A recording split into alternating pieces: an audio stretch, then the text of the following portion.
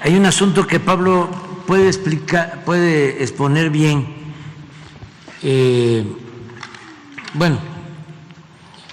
Tiene la experiencia en haber sido el precursor de la desaparición de la partida secreta, se debe a este señor. Pero también Pablo fue de los promotores del artículo para limitar los sueldos de los altos funcionarios públicos y no permitir que ningún funcionario pudiese ganar más que el presidente de la República. ¿Qué sucedió sobre esto? Se hizo la reforma.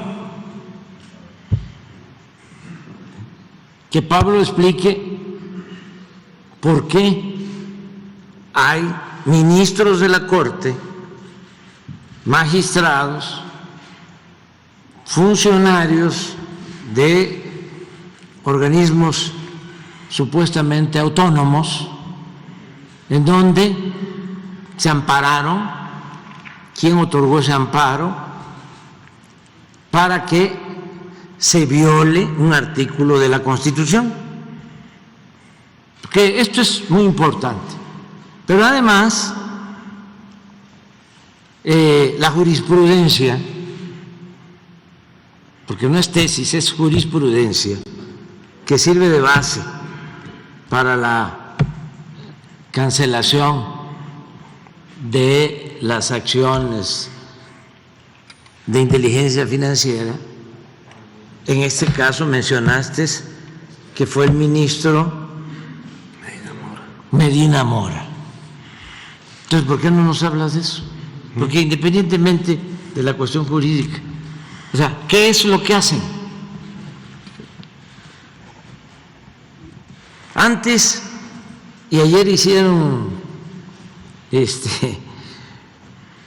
un escándalo, y además con muchísima manipulación en los medios, sobre todo en la radio, conductores de radio, mujeres y hombres, que es una vergüenza porque la radio antes era la campeona de la libertad y ahora es la campeona de la manipulación, sobre todo en la capital. Bueno, hablaba yo de que la presidenta estaba ahí porque por primera vez en muchos años, en décadas, en siglos, el presidente de la República no decide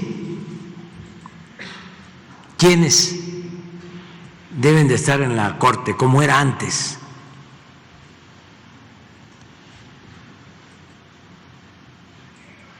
Me van a contestar los formalistas de que la ley establece el mecanismo de que el presidente envía 3 propuestas al Senado y es el Senado de la República el que decide quién va a estar. Eso es pura simulación, porque esa terna ya llevaba, así era antes, dedicatoria.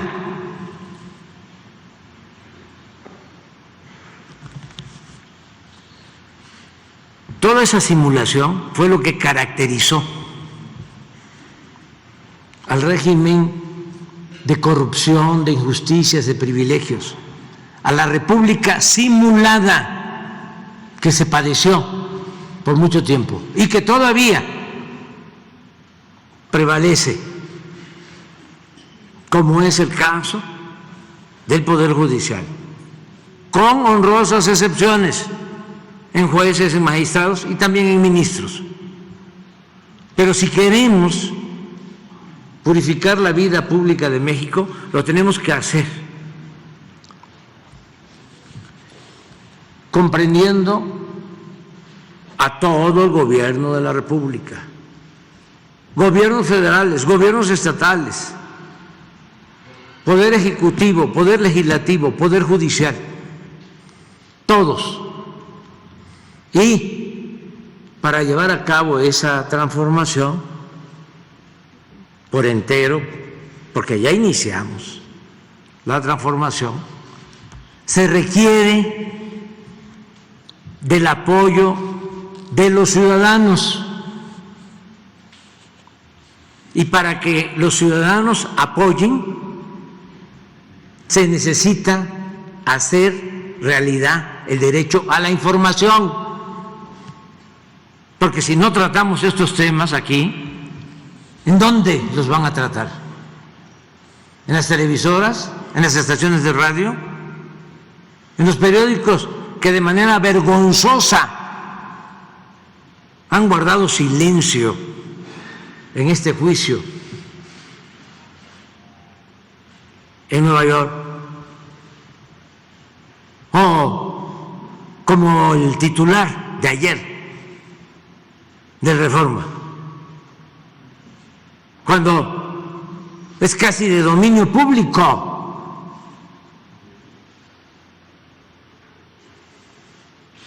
La asociación delictuosa que prevalecía entre autoridades y delincuencia organizada. Y todavía se atreve el Reforma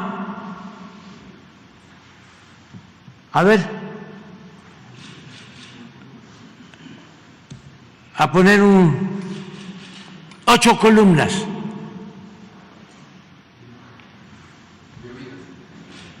Implican a Calderón, pero de oídas.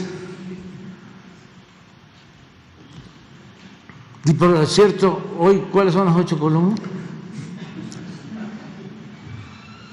Es que esto nos da una idea de cómo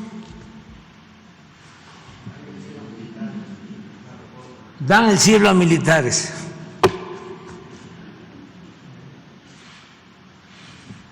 ¿Se volvió usted ya ángel, general? Este es el periodismo vendido, alquilado, al servicio de la oligarquía que se dedicó a saquear a México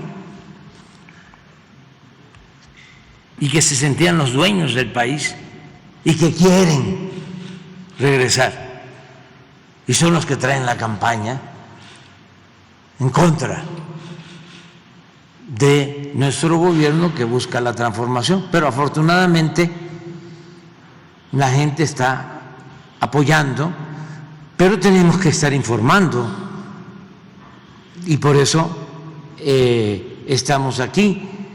Cuando me informa Pablo del amparo a este señor, ayer mismo le hablé, le digo, esto no puede quedarse oculto, esto no es un trámite burocrático más, esto es una afrenta a la justicia, a el movimiento que busca acabar con la corrupción y con la impunidad. Y estas batallas las vamos a seguir dando todos los días, porque nada ha dañado más a México que la deshonestidad de sus gobernantes. Y eso es lo que ha dado al traste con todo. Esa es la causa principal de la desigualdad social, de la desigualdad económica, de la violencia, de los males que padecemos. Por eso no hay tregua en el combate a la corrupción. en el combate a la impunidad. La transformación es enfrentar la decadencia con un cambio verdadero. Con esta introducción, ¿por qué no platicas lo de los sueldos? Porque es interesante. Y lo que quieras, además. Gracias. Bueno, brevemente los temas que el presidente ha puesto aquí. Ustedes saben que la partida secreta hace un par de años o algo así fue eliminada por fin de la Constitución. Costó trabajo, había que tomar las decisiones en ambas cámaras por 2/3 y nos tardamos pues, más de 2 años insistiendo en que ya había que quitar eso, sobre todo para ajustar cuentas con la historia y decir no más el abuso, la utilización de recursos públicos para propósitos personales. Y ya, no existe. Ahora, el asunto del 127 constitucional. Ustedes saben que hace 10 años o más se modificó la Constitución por acuerdo de todos los partidos para poder regular las remuneraciones de los servidores públicos. Y uno de los elementos que se consideró adecuado introducir fue que ningún servidor público del Estado Nacional Mexicano, no estaba hablando del gobierno federal o de un poder o del otro, no, el Estado mexicano, estamos hablando del artículo 127 de la Constitución Política de los Estados Unidos Mexicanos. Ningún servidor público puede ganar más que lo que es asignado en el presupuesto al presidente de la República. Entonces, les voy a contar el chiste, porque es un chiste, de lo del Instituto Nacional Electoral. Ellos ganan más que el presidente, pero no solo los consejeros. Hay 400 en el INE que ganan más que el presidente. 400. Entonces, no tienen escapatoria. Hay incluso una nueva ley de remuneraciones, es concluyente, no hay resquicio.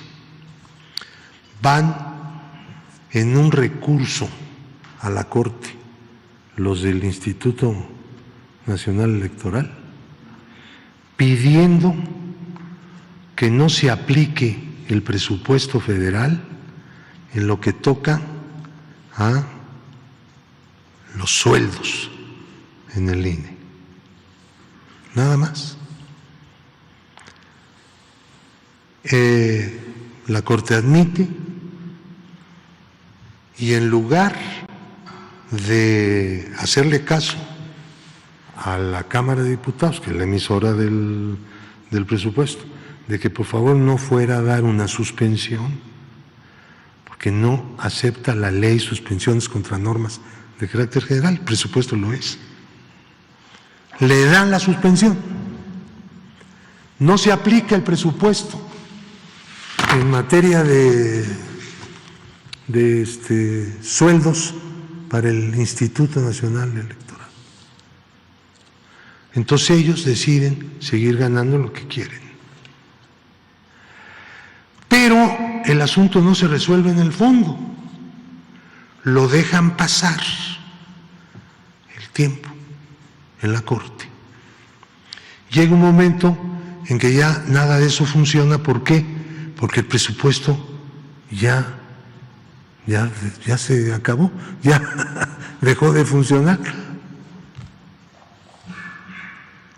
Viene el nuevo año, un nuevo presupuesto y lo mismo. Lo impugnan, se les da la suspensión. Es un juego, ¿no? Pero es un chiste. porque es de carcajada. Y nunca han resuelto el fondo. Nunca se ha pronunciado la Corte. ¿Por qué hace esto la mayoría en la Corte? Porque ellos ganan más que el presidente. Yo era diputado cuando mandamos el primer presupuesto, correspondiente al año de 2019. Ahí, aplicando lo que dice un transitorio de la Constitución, la Cámara resolvió respetar el sueldo histórico de los ministros que habían estado en funciones desde antes de que entrara en vigor la reforma del 127 constitucional, para no tocar su sueldo. Los que ingresaron después, pues ya tenían que tener el sueldo de acuerdo con el 127 constitucional.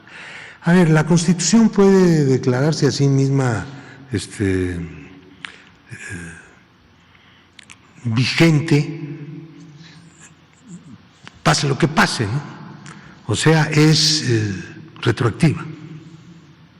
Si la Constitución no fuera retroactiva, no se hubiera podido hacer el reparto agrario, no se hubiera podido expropiar los bienes de las empresas petroleras, así no se hubiera podido hacer nada, ¿no? Hubiera quedado todo como en el porfiriato. Pero no, sí es retroactiva. Pero aquí en este caso se convino en el Congreso que expresamente no se hiciera retroactiva. Bien, una consideración para los ministros. Pero han abusado. Ya de esos ya creo que nada más hay uno. Ya los demás ya están fuera de este término. Siguen ganando más, ellos deciden lo que ganan. No es correcto que nadie en el país que sea, por más poder que tenga, decida cuánto va a ganar. No es correcto. Es algo ofensivo contra la República. No es un asunto de grillas. No importa tanto lo que se están embolsando. Lo que importa es que esa arrogancia de autoasignación del sueldo, pues es un golpe brutal al sistema democrático republicano que debe haber en un país, ¿no? Esa es la lucha. El otro asunto. No es un amparo, es una controversia. Se presentó como INE.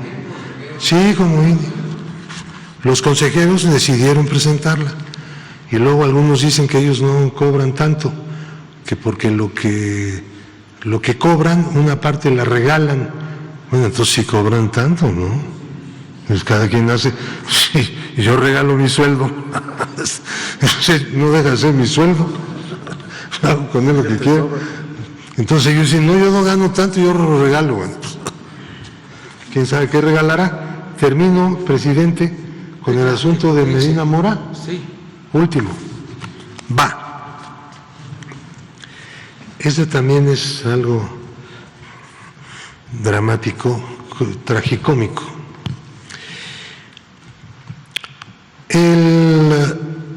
La segunda sala de la Corte decidió resolver un amparo y al resolverlo generó una tesis. Esa tesis dice que el procedimiento de bloqueo que se hace de acuerdo con la ley y la Constitución de México carece de certeza y de seguridad jurídica. ¿Por qué? No explicaron por qué. Por lo tanto, hay una excepción. La excepción es cuando del extranjero, una entidad con la capacidad para ello, le solicita al gobierno mexicano el bloqueo. Y luego hicieron otra que dice, pero no se trata de una solicitud etérea, tiene que decir nombre, apellido del que va a ser bloqueado y que quieren que se bloquee. Eso lo convirtieron en jurisprudencia, ¿no? Que agarraron otros casos, empezaron a adoptar, juntaron 3 y vámonos. O sea, es una maniobra, ¿no? Actualmente tenemos esta. Yo presenté una solicitud a la Corte para que un amparo se atrajera desde el colegiado donde está en revisión, como amparo en revisión fuera a la Corte. Es un procedimiento frecuente que existe y lo puede hacer cualquiera. Yo lo hice siempre y cuando, claro, un miembro del consistorio, o sea, un miembro de la Corte, apoye. Entonces yo hablé con una de las integrantes de la segunda sala y encontré la atención esperada. Entonces ella presentó mi solicitud en la segunda sala y dijeron sí, hay que traerlo, pero para endurecer aún más la jurisprudencia. Entonces esta ministra dijo, no se trata de eso, se trata de hacer una revisión para superar la tesis malinchista de Medina Mora. Se quejaban algunos poderosillos en aquel entonces que los ponían en la lista de personas bloqueadas y también algunos poderosos delincuentes. Entonces eso generó una reacción en el máximo tribunal, que consideró que no